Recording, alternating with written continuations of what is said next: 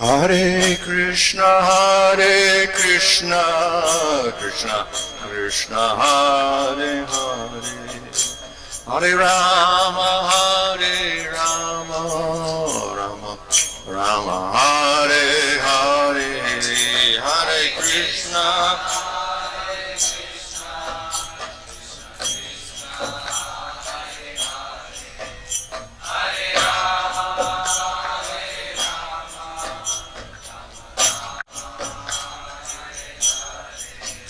Hare Krishna,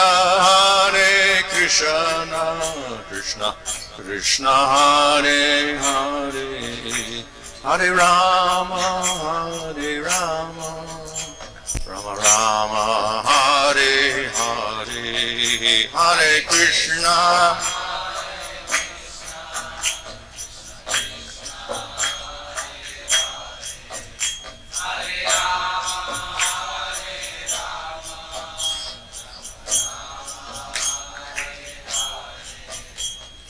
Prabhupada, Jaya Prabhupada,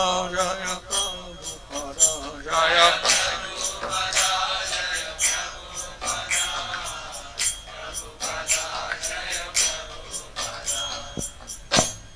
Hare Krishna. Maharajacharya Sadasi Sadesi Bhaktivedanta Swami Prabhupada Ki Jai. Namacharya Haridas Thakur Ki Jai.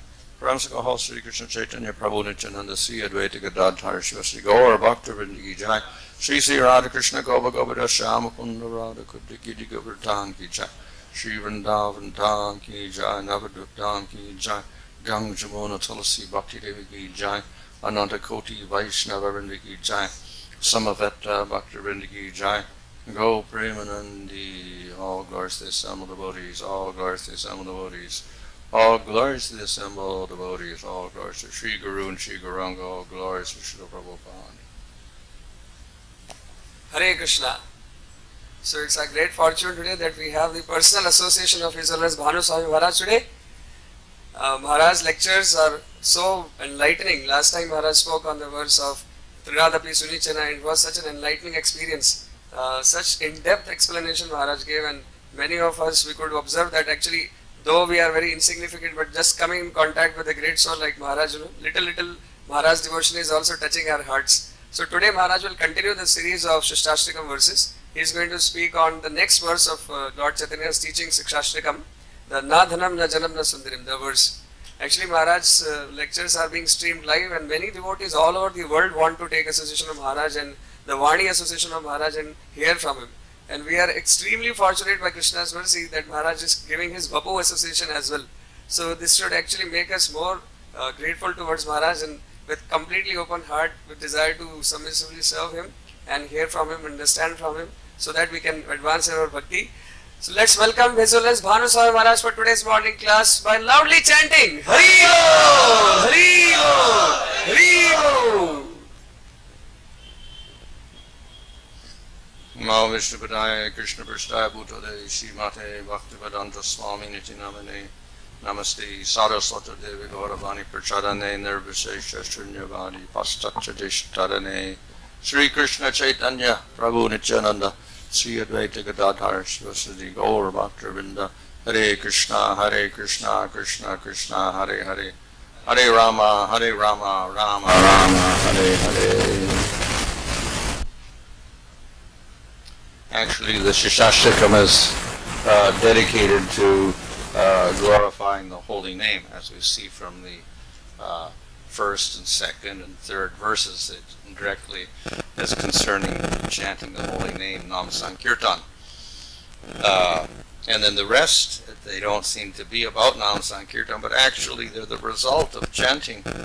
So we know that chanting the name of the Lord is a process, that is the sadhana, by which we attain a goal. And what is the goal? The goal is prema. So we have bhakti and we have prema. Of course, prema is just bhakti also. Same thing. So in the same way, we chant the holy name and we get prema. It's also the same thing. In prema, we also chant the name. So name is there in sadhana, name is there in prema. So chanting the holy name is the sadhana, it's also the goal. This is quite different from in the material world. You study, and then you go to university or college, and then you get a degree. So the result, the goal of your study is to pass the examination. Once you've done that, then the study's finished. No more study. Then you work, you do something else. So here, the goal is prema. But in getting prema, you do the same thing you did previously. It's like you go to college and you study, and then after you graduate, you study again. But you don't want to do that, huh? So here we do chanting the holy name as sadhana, and we also do chanting the holy name as prema. So it's a little bit different from things in the material world. Even sadhanas of jnana, for instance. What is the goal of jnana? Liberation. If you get liberation, you give up the jnana. You don't study shastras anymore. You don't do anything. You're in Brahman, so you give it up. Huh? So like this, and same with yoga. You do your Ashtanga yoga. When you get mukti, there's no more. You're not doing yoga anymore. You're finished. Huh? So these are material processes where the sadhana and the sadhya, the goal, are different. But in bhakti is spiritual. It's nirguna. It's beyond the modes of material nature. It's actually the Sarup Shakti of Krishna, his internal energy, even in sadhana. So that continues in prema, and then it continues in prema. So more or less we do the same activities in sadhana and prema. What is the difference? Only in prema, 100% for Krishna only. In sadhana, we're trying to get rid of anarthas and ego and karma and ignorance, etc. So the whole process is actually one thing, but one is called sadhana and one is called prema. But it actually it's the same thing going through. Therefore, the Shastra is dedicated to the holy name. But we see how the holy name gradually develops and goes through different stages. And actually,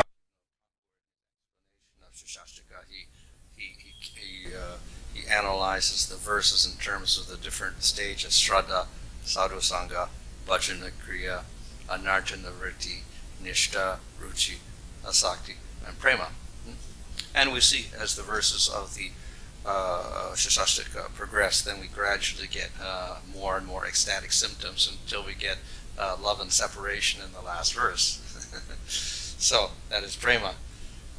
So we also, through the verses, we get an explanation of or an exposition of the different stages of bhakti as well. So the basic previously the basic mode of the chanting was there, that we had to have humility, etc. Whatever. So this verse here is also about the chanting the holy name, and it expresses that the devotee wants bhakti, life after life, to the Supreme Lord. But then that is qualified by these different words: wealth, followers, beautiful women, learning, etc. So here the desire is not to have desire. One does not desire wealth, followers, beautiful women, or learning, etc. So what this means is that these things act as anartha. They are obstacles, material obstacles. Of course, we can have, on a spiritual level, we can have good things coming out of this, but for instance, we can use wealth for serving the Lord, etc. So this is the negative aspects of these things. So wealth, dhana, has a negative aspect, which is often described in the scripture, such as we see in the Bhagavatam examples, descriptions of materialistic people who were attached to their wealth and money and enjoyment in the material world. So they have no knowledge of anything spiritual, including the Supreme Lord. So too much material attachment just pushes us into ignorance of the Lord. So it's very difficult to do bhakti if we have too much material attachment. And one of the attachments, of course, is wealth. So wealth, of course, is not in itself attractive, but with that wealth we can do things. We can get our enjoyment. You can't really enjoy money.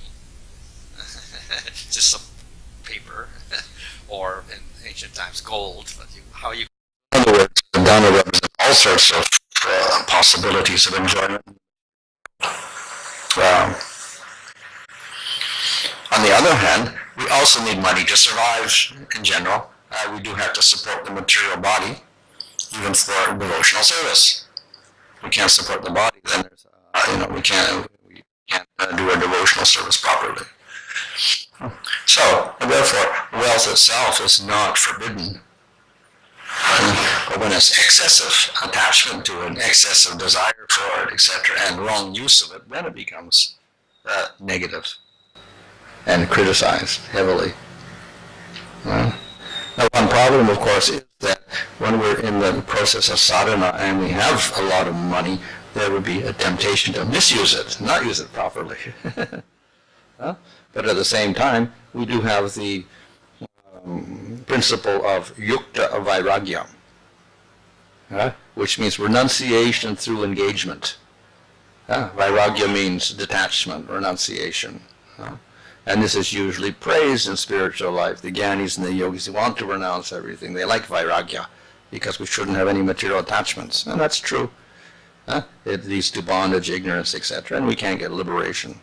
But, of course, for devotional service, we're not interested in liberation. But still, even for prema, you can have no material attachments also. So it's a byproduct of development of bhakti and detachment. So, yukta vairagya means detachment by engaging things in the service of the Lord. So we can engage instead of renouncing material objects and say, no, I'm not going to touch anything, I'm not going to eat anything because it's material. We don't want to be extreme like that. So instead, we engage things. How we engage it, it should be connected with the service of Krishna. Then we can use the objects, but it doesn't give any damage to our bhakti. On the other hand, we use it for our own sense gratification, then it is detrimental to bhakti. But if we use it simply for the service of the Lord, no problem. In fact, opposite, it helps us advance. So money is not necessarily bad. So wealthy people also, they can utilize their wealth for serving the Supreme Lord. Very good. So in the explanation of this verse on Diksha, there's a famous verse that Diksha means bestowal of spiritual knowledge, divya jnanam, and destruction of sin, divya jnanam, tato dadyat, and papasya sanshayam, destruction of sin. So that means Diksha. And how is it done? Through bestowal of a mantra. The guru gives a secret mantra to the disciple, and through that there's a bestowal of knowledge and destruction of sin, because it's non-different from the Supreme Lord. And then he says, well, this is actually for people doing deity worship, because they get the mantras and then they worship the deity with this. This is what we call second initiation. So that's the actual Diksha. But then he says, well, okay, this is for rich householders. They can spend their money on worshiping the Lord. So that's yukta vairagya. They have money, they don't just throw it out the window or give it to all the beggars. They use it for worshiping the Lord, making a nice temple, or buying jewelry and clothing and offering it to the Lord, supplying daily services to the Lord, etc. So they use their wealth for the Lord. So that way, wealth is not a problem. So therefore, there's two sides of any of these things here, wealth or whatever. But when we use it in the wrong way, then it becomes very detrimental. So actually in the very qualification for bhakti quoted in Nectar Devotion, Rupa Goswami gives a verse in Bhagavatam and says, you should have faith in topics of the Lord. So Shraddha is the qualification, but not too much material attachments. And not too much detachment. If we're too detached, then we gravitate towards jnana and liberation. If we're too attached, this acts as a big anartha for us, and we can't really become attached to the Lord. So, well, obviously, we do have material attachments when we begin the devotional service, and all the way up into bhava, attachments remain, but they get less and less and less. But if we have too much material attachments in the beginning, then it's very difficult to even start the process. There's not too much material attachment, and not too much detachment, and faith in hearing about the topics of the Lord and following the instructions. So, therefore, dhana or wealth is one problem because it can lead to all sorts of material attachments because we can purchase our enjoyment. So, that is why he says rejection of that type of wealth, which is for sense enjoyment. Of course, another byproduct of this is pride. So we have examples of that several times in the Bhagavatam, like in the story of the two trees that the sons of Kuvera that became trees, and then Krishna knocked the two trees over and liberated them from tree bodies. So why they got tree bodies? They committed aparad against Narada Muni. And why did they commit aparad? Because they were proud of their wealth. They came from a wealthy father, Kuvera, and they were very proud, so they wouldn't offer respects or do anything for Narada. So the explanation is there, the pride came from wealth. Too much wealth led to pride. And if it's too much pride, then obviously, again, the previous verse was, you can't have pride. You have to have humility. So therefore, it does act as a real obstacle to even begin the process of chanting the holy name. So therefore, that is why dana in this sense is criticized. But on the other hand, we see that if it's used properly, dana is also okay. And we have many wealthy people. In the Bhagavatam, we have kings who are great devotees of the Lord, like Dhruva and Ambarish, etc., Yudhisthira Maharaj. So wealth is not a problem if it is used properly and the person is fixed in bhakti. But if they're attached to the wealth and they use it for their own enjoyment, then it becomes very, very problematic for the progress of bhakti. So besides wealth and all the enjoyment you get from that, here it mentions jana, which literally means people. So generally that refers to followers. So to have desire and attachment to followers is also a problem for bhakti, because why one's attached to followers is that one gets a position. So often we hear the word pratishta, which has a good meaning also. We have a pratishta karma for the deity. We establish the deity. A pratishta in the bad sense means desire for a position. Of course, the Lord has his position when he is installed, so he is Supreme Lord. No problem. But for us, pratishta means a desire for a position. That we are number one, etc. So this is also a very great anartha. In fact, Bhakti Vinod, in his analysis of Namabha, says one of the problems is this pratishta. So he singles that out among many anarthas. This type of anartha is there. So this means we are in a position of being the leader, and others are following us.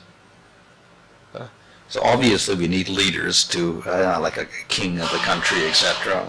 Acharyas are leaders also. So nothing wrong with leader also, but leader in the wrong, with the wrong mood, that is attachment to that position for material reasons, becomes a problem. Yeah? So if we are trying to be number one, simply to be number one, then we're competing with the Supreme Lord. He's number one. Yeah? So how we can do that? So this becomes a problem. We're trying to be the most important person, but actually Supreme Lord is most important. Again, we can say it's a lack of humility. And we were competing with the Lord rather than trying to be the servant of the Lord. So, therefore, desire for followers is also a negative feature here, and it can be an anartha.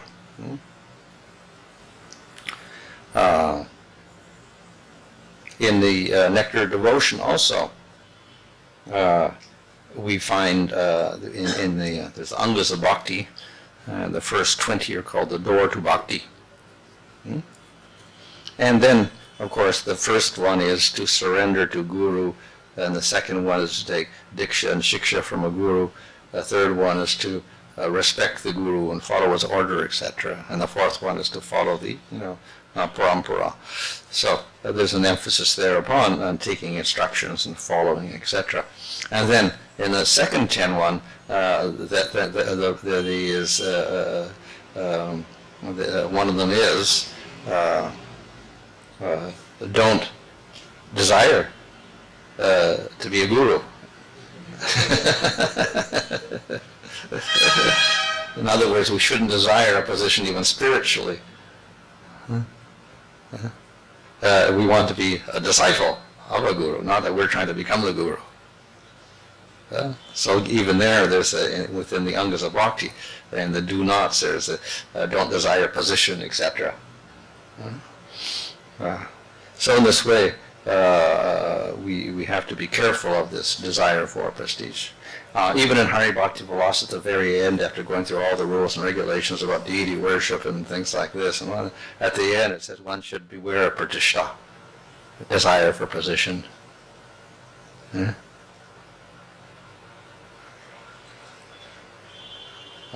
So the word Sundari, which means a beautiful woman. So this actually refers to, obviously for a sannyasi, Lord Chaitanya was a sannyasi, then he should have he didn't even want to look at a statue of a woman. He was so strict. Or to hear a woman sing even. He didn't want to do that. Not because he would become attracted, but to set an example for others. So this indicates that attraction to the opposite sex can be an anartha. Yet, at the same time, we find that most of Lord Chaitanya's associates were grihastas. They were married and they had children, etc. So, not necessarily that we have to reject completely marriage and children, etc. But, again, it is in a certain way that we do it, and then it is permissible.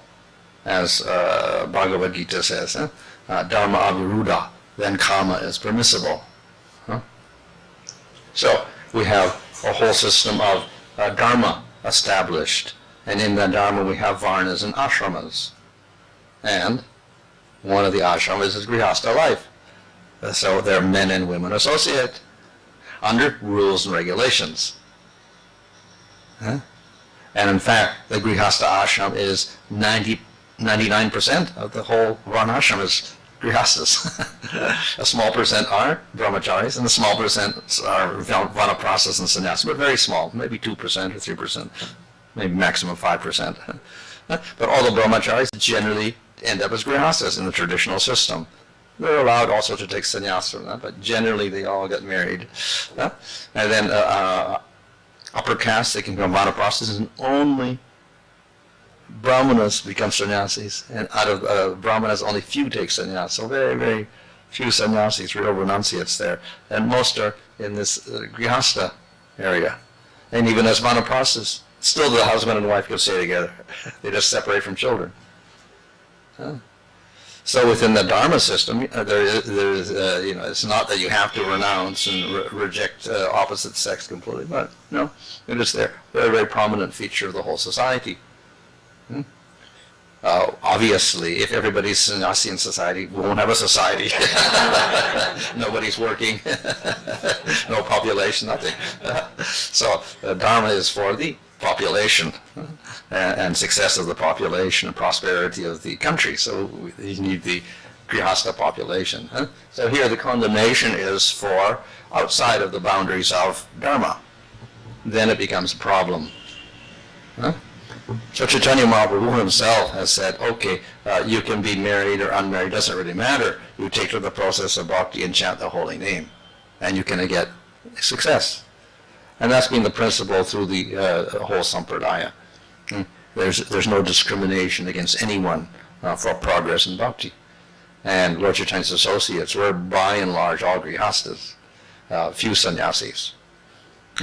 And after Lord Chaitanya and the Bhaktisiddhanta, there were no sannyasis. At the best there were some Babajis who are like sannyasis, but no sannyas was there at all.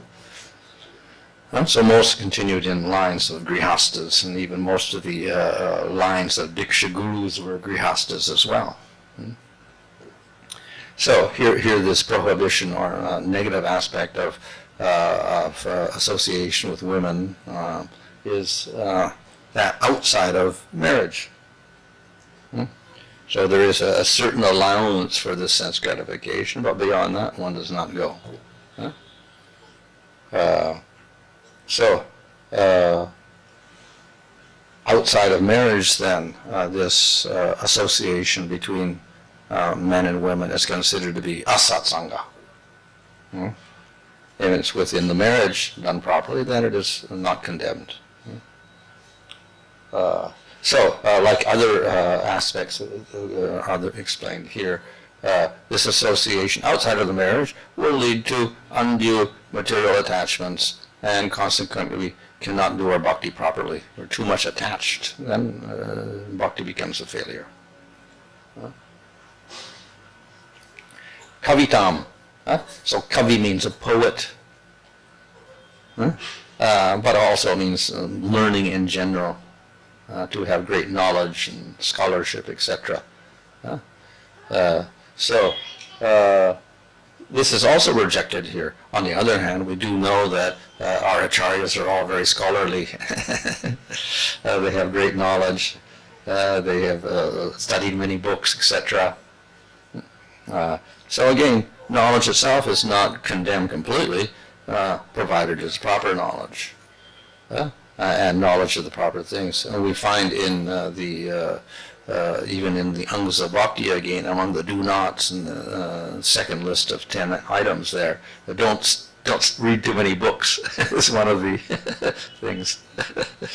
Now, and then the explanation is, well, we do need knowledge of Bhakti and Bhakti scriptures, so reading those scriptures is good. But ambition to read all the other material books is bad. That's not our goal, to get all material knowledge. And then, even if it is devotional books, it is also bad if there's the wrong motive. So one motive is to read all the books so we become a professional reciter, like a Bhagavad Gita reciters, and get money out of that. So to make money from our knowledge is also bad, even if it's devotional knowledge. That's also bad. Or to get that knowledge so we can simply defeat other people. That's also bad. It's not our goal in getting the knowledge. So we do have to get knowledge, but even the devotional knowledge that we get, we have to use it properly. Otherwise, again, it becomes anartha. So, in the material world, of course, people strive for knowledge. In the modern world, they strive for knowledge simply to get a degree so they can get money. So that's the basic idea. And it's not knowledge for knowledge's sake, or knowledge of very few. So some people get knowledge and they become a teacher in the university where you don't get much money. So they're not striving simply for money. Obviously, they could get more money if they got a job, but they don't. So that's rare. Most people go and get jobs and they get lots of money. They got a degree. So therefore, knowledge in general in the modern world is only an accessory for dhana. But in ancient times, knowledge was a little different. this knowledge was a little different, and it was not simply knowledge to get a job. It was knowledge so you are famous as a learned person. You're a pundit. Huh? And this gives you some sort of position. Of course, you can also, as a brahmana or whatever, generally a brahmana, then you could also, people would give you donations or whatever like that. So you could get your sustenance that way. But the main element, of course, is the knowledge itself. You're famous as a knowledgeable person. So simply to strive for becoming famous as a knowledgeable person, that is also wrong. Again, it's another aspect of pride and position, etc. So that is condemned.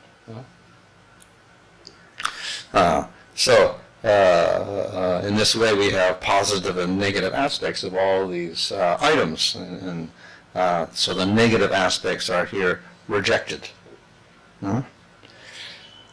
So they're rejected because they become anartha. And anartha means an obstacle in the progress of bhakti. So we have a process of bhakti where we have shraddha and sadhu sangha, and then we start through the faith and association. We start the process of bhakti. And then we go through a stage of anartha nivritti until we get to nishtha. But of course it's explained that the anartha nivritti goes on even after that into bhava. And when all the anarthas are completely gone, then you have prema. So labeled like that, and a limit is put on it, just to distinguish that at a certain point the anarthas become significantly less of a problem, and that is nishtha stage. We're there, but they don't cause problem, and we can steadily do our bhakti. That is nishtha. Anarthas are still there, and as we continue bhakti in nishtha stage, the anarthas get less and less and less, and then we get to ruchi and asakti and then bhava. So, anartha nivritti means, therefore, that's the unstable stage before nishtha, where the anarthas are more prominent and the bhakti is weaker, and therefore we're unstable. So the anarthas can continue to manifest, and then we get problems. So it creates difficulty. When we get to nishtha, no problem. Anarthas are there, but they don't cause problem, and we continue our devotional service very steadily. So anartha nivritti is the stage where it's, we can say, anishtata bhakti, unstable, unsteady bhakti, because of prominence of the anarthas. So the anarthas may take the form of these things here. Of course, Bhaktivinoda Thakur, in his analysis of Namabhas, he gives the different anarthas as one problem in Abhas. The other is ignorance. So we clear up ignorance by knowledge, which we may have due to our previous activities and previous births. So among them are these things like attachment to, material enjoyment, etc. And then these different things like pratishta and matsarya and lobha, etc., which are called asatrishna. We can say material thirst. And then the other category is aparads. He puts under this anartha. It's a type of anartha as well, aparads, which are maybe more serious than even these other anarthas, attachment to material things. So anyway, we have anartha nivritti. Gradually the things should be reduced and reduced and reduced until the devotion is strong enough that the anarthas do not interfere with the process of bhakti. So therefore we have to be very, very careful of these anarthas popping up. So we begin the process of bhakti with a little shraddha, an attraction to the Lord, and through the inspiration of devotees we begin the practice of bhakti, and through the practice then anartha nivritti, the anarthas should decrease. But of course the condition was in shraddha not too much material attachment. So you may have these problems, but they're not strong enough that they're going to cause a real problem for you. and we begin the process of bhakti. And then, if we do the bhakti properly, these anarthas will decrease. And of course, when we're going through the stage of anartha nivritti, temporarily, they may cause disturbance. When we get to nishta, then they don't cause a disturbance. It's still there, they're getting weaker. So, how does this work? This works because the process of bhakti produces greater attachment to Krishna. The greater attachment to Krishna necessarily leads to greater detachment from everything else. Why is that? Because bhakti itself is anya abhidashita shunya, no other desire. So if that bhakti with no other desire is stronger, then obviously this must be less. But it's not an instant process. So therefore we begin anya abhidashita bhakti in the beginning of our sadhana, but we're not absolutely free of desires, but when we get prema, we are. But at least we're conscious of this element of rejecting desires consciously, at least, and restricting our anarthas and not indulging in them. So that's the process of sadhana bhakti. We do that. Naturally, when we get to prema, then there is no desire for anything else except Krishna, no other desire at all, naturally. So we don't even have to think about other things. Everything is in terms of Krishna. So, but at the beginning stages, yes, we start the process of sadhana, bhajana kriya, and we chant the holy name, and then we, of course, we're doing it with chinada pisuni chena, being very humble and tolerant, and offering respect, and not desiring respect for ourselves. Then we develop that process, and anartha nivritti begins to take place. These elements become weaker as we go on.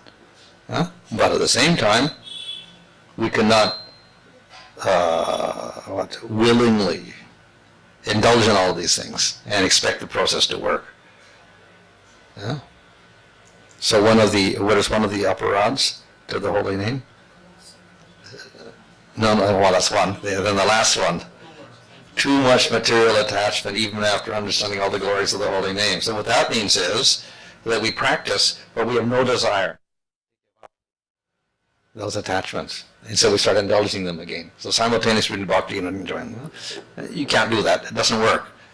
So that's like the putting the anchor in the river and trying to push the boat up the river, but you got the anchor in there. Nothing happens. You stay in the same place.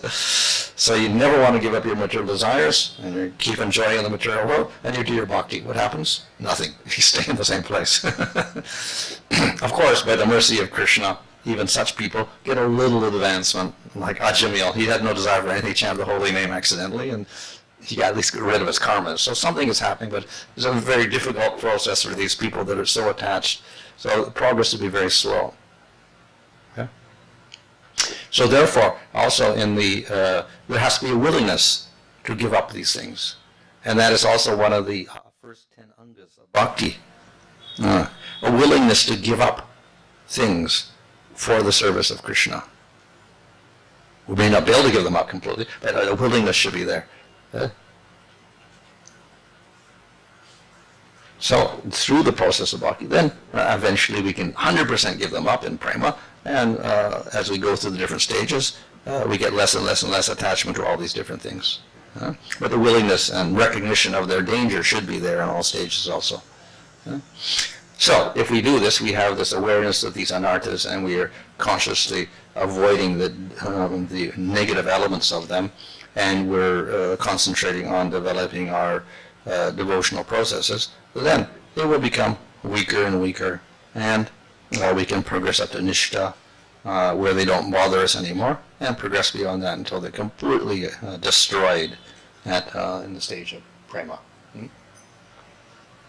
So here, actually he's desiring birth after birth. He doesn't expect in this lifetime to get perfection. You continue the process birth after birth, and in that meantime completely avoid all of these different things as he progresses through the different stages of bhakti. And what type of bhakti? ahaituki, which means causeless bhakti, right? Which is the same as anya abhilashita shunya, devoid of other desires, no desire except to please the Lord. So no desire for material enjoyment, no desire for liberation, etc. So desire for this type of bhakti is there. If we have mixed bhakti, then definitely we may have these desires and we'll try to nourish them a little bit. If it's too much, then it destroys the bhakti. But even Krishna says, I accept these type of devotees that have some desires. So you could do. That's not haitaki bhakti. So what happens? You can also advance, but it's slower. So this is like namabas. Namabas is chanting, but we do have material desires, and we want to get our material desires fulfilled by Krishna through chanting the holy name. We do have dana, etc. A little bit of that is there. So you can progress, but it's slower. So instead of janma, it could be many more janmas than that. And, of course, maybe through many of those births, then you get association with devotees and you change to a haitaki bhakti eventually. You start giving up those desires and you practice. Then you go quicker. If you don't, then ultimately Krishna will purify you. And you'll end up in the spiritual world with Salokya and Sashti and Sarupya. But the rasa is very weak because the weakness of the bhakti and there's some material desire here. So Krishna rewards you for that bhakti, but because it's mixed, and then the rasa doesn't develop, you may get a shanta rasa, very weak shanta rasa. So you not so much desire to see the Lord or whatever, but we meditate on the Lord. Well, we don't directly aspire to serve Him in various ways. Yeah? So that's the final result of it. It's not a haitaki bhakti. So here the emphasis also is on a haitaki bhakti with not mixed bhakti as well. So if we have mixed bhakti, then we may have these other desires here also. And then it becomes an obstacle. And the result will be different. If the desires are too strong, then it can destroy the bhakti, or whatever, like that. So that's why it says in the beginning, not too much material attachments. And then gradually they will decrease, and we can practice haitaki bhakti. Okay. Any questions? You can raise your hand, please.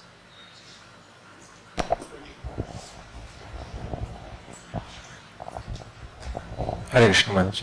Maharaj, as a grihastha, we have to deal with all these things. So at a gross stage, it seems like we are quite attached. But at a subtle stage, what should be our consciousness so that we always engage ourselves in service to Krishna directly, even these things? Well, I think our consciousness should be that we become steady in the practice, the process, no matter what the obstacles are or whatever. And that as we, follow our standards, whatever the standards we set, we continue to follow those with the idea of developing more and more taste for Krishna and the processes of bhakti, and avoiding aparads. And then naturally everything should work out by the mercy of Krishna.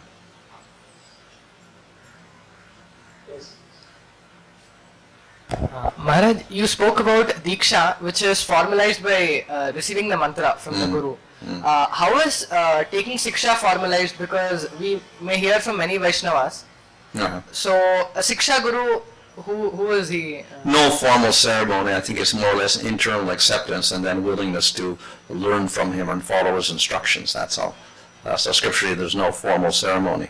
Even for Diksha, traditionally, of course, there is elaborate ceremonies described in Hari Bhakti Vilas for Diksha, but traditionally it also was a very simple ceremony. You get the mantra, finish, that was it. No one would even know that you got Diksha except the Guru because he gave it to you in a secret place. That's all. Look in Brihad Bhagavatamrita, there's the story of Gopu Kumar, and he got a Diksha mantra from his guru. The guru appeared, and he was just a cowherd boy playing in Vrindavan, and the guru came and he gave him a mantra, and he disappeared. That was it. That was the Diksha. And then he started chanting the mantra. He didn't even have any instructions. He just chanted the mantra because the guru said, chant this mantra, and then he did that. That's the only instruction he got. Later on, the guru came again, and he got more instructions. But still, the beginning was just get the mantra finished. And the Gaudiya Sampradaya was also quite like that in the beginning. The different gurus, they just give the mantra, that's it, finish. No ceremony, no fire sacrifice, nothing. Just, and they give you a name, maybe that's it. Give you a name, give you a mantra, finished. So it was also quite simple. It was not too formalized in that sense. If it's not formalized, Maharaj, then how do we ensure that we are not committing the third offense where sometimes some devotee's instructions we may accept and sometimes the same devotee's instructions we may reject?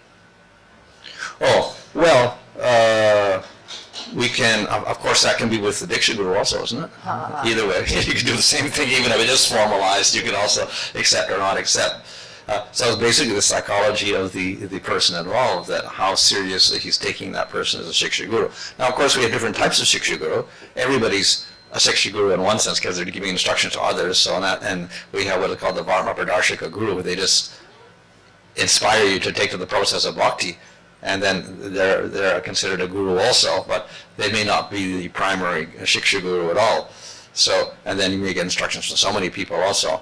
But when we talk about Shiksha Guru with capital letters, then we mean that you're seriously getting knowledge from him, inquiring from him, getting answers, etc. And just as with the Diksha Guru, you offer the same type of respect.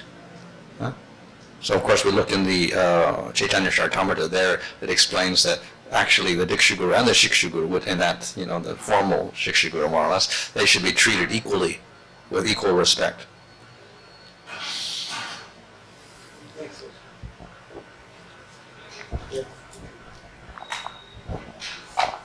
Maharaj, when we commit material, you mentioned in the process of bhakti, going for material enjoyment is actually an offense. Yeah. Then the offense actually takes us out of the process of bhakti, or which stage do we land up in?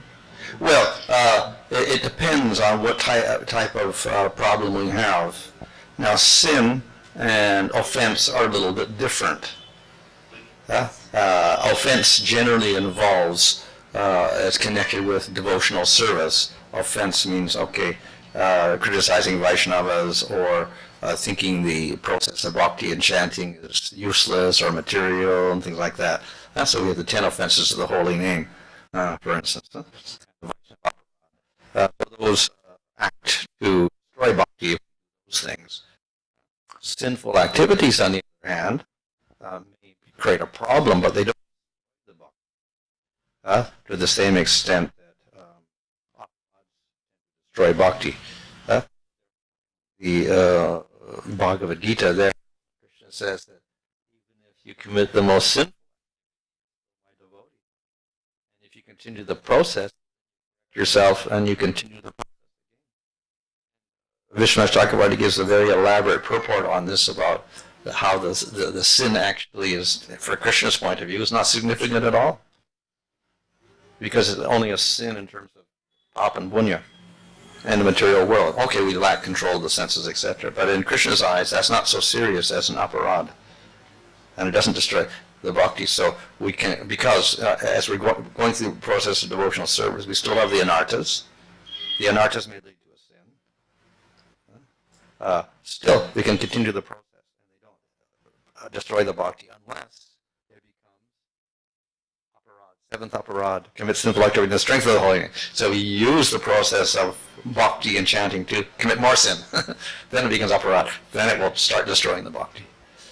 So therefore, if it is some accidental sin or whatever, then it does not have so much effect as long as the person does not continue to do that. So in Bhagavad Gita it says, okay, he commits a sinful activity, very sinful activity even, but he continues the process of bhakti, which means, and then he corrects himself, and so now he doesn't commit it again.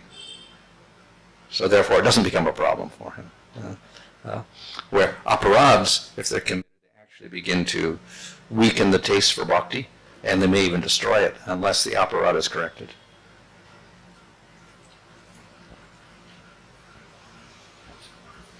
in the case of the example of the marriage party where the anchor has not been removed, so we say that they stay at the same place. But when the bhakti is weakened, what it means? Bhakti means then our taste, our impetus, inspiration to do the bhakti is much less. So it's much less, then this effect of destroying an artist is much less. So then the possibility of getting more attachment to material things is more. So then it becomes more dangerous for us. We get more anishtata bhakti instead of nishta. So it becomes more problematic.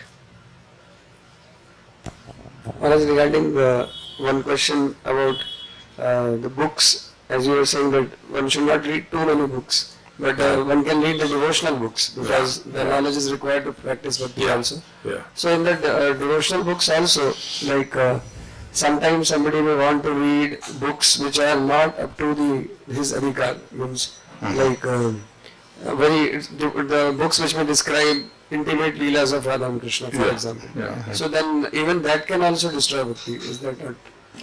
If they commit aparadha in the process, or whatever, or offensive mentality or whatever, So therefore, they can ask guru or other devotees what's the best things to study, etc. And even in the books which are devotional books like Gita, Bhagavatam, etc. So is it not that there is a proper order or sequence in which a person has to go? Because we say that Bhagavad Gita is like the basics, and then the Bhagavatam is like the graduate study, and then Chaitanya Charitamrita we say it's postgraduate, etc. So like that, is it not that one has to go properly through the sequence, or what would you say? Well, in terms of acharyas, they don't really mention, but they just put an emphasis on Bhagavatam as it's the first thing and the last thing. It's everything for them, because when they were there, the Chaitanya and Charitamrita had not even appeared for some of them.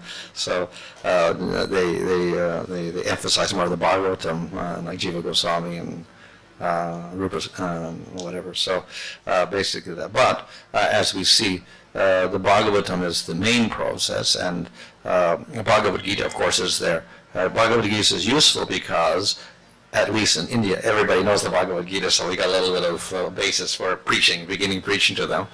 So in that sense, it's good. And it also gives a summary of the thing. It's not too big. It's a smaller book, so not like Bhagavatam any longer. So it's more convenient. But if we want all the details, then we have what is bhakti, what are the processes of bhakti, then we'll have to go to the Bhagavatam and other works as well. So we do need to go a little beyond the Bhagavad Gita also in order to get the details.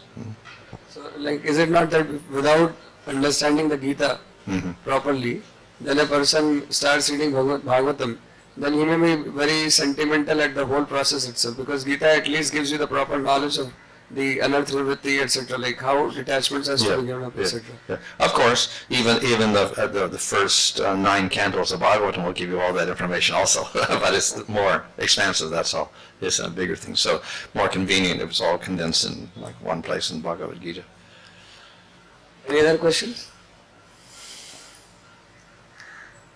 If anyone has any other questions? Also, Maharaj, you said that Mama Janmaneshwari means Chaitanya Mahaprabhu is saying that he is not expecting bhakti process to end in one life. Yeah. So, we don't really end the bhakti process, but the anartha nivritti stage is coming to bhava stage. Yeah. So, is it not that we are, Prabhupada says that you can go back to Godhead in one lifetime, that? Yeah. So, is that not that we should have that desire that let me complete? Yeah, we can have that desire, but we should not be too disappointed and think of ourselves very proud that we can do like Narada Muni did in one lifetime and do that. Even he didn't get up to the final stage in one lifetime, except for the very end of his life maybe. Then he got his transcendental body after that. So at the same time, the Vaishnavas are very humble, and this is also an expression of humility, that we're actually so fallen that we cannot really get the highest goal in many, many lifetimes, or even thousands of births maybe. So in that sense, it's an expression of humility also. So but by the will of Krishna, of course, anything can happen. But we have something called as Asha Bandha. So even though the devotee feels himself very lowly, and he really feels that actually for me even to practice bhakti properly is not possible, but yet still he has a hope within that if Krishna's mercy comes in my life, and I seriously, enthusiastically practice, then in one life itself I can reach to the bhava stage. He also has great hope in the mercy of the Lord at the same time. Questions? His Holiness Bhanu Swami Maharaj ki jai.